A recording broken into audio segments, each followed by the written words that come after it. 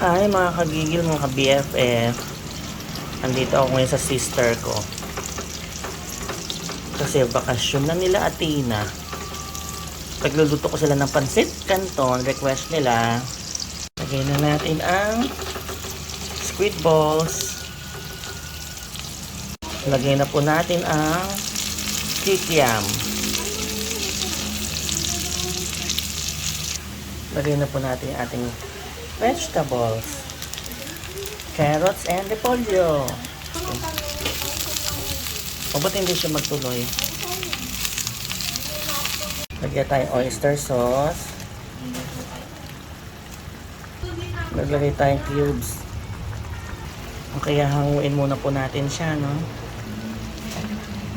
Ayan. Lagyan na po natin noodles. Ang laki kasi ng kawali natin dito no? Yan, pagluto na po yung noodles, lagay na natin yung ating sahog. Pa? Ayan, luto na po ang ating pansit canton. Uy, Diyos ko, ang sarap. Tikman na natin. Ayan, tikman na natin, ano?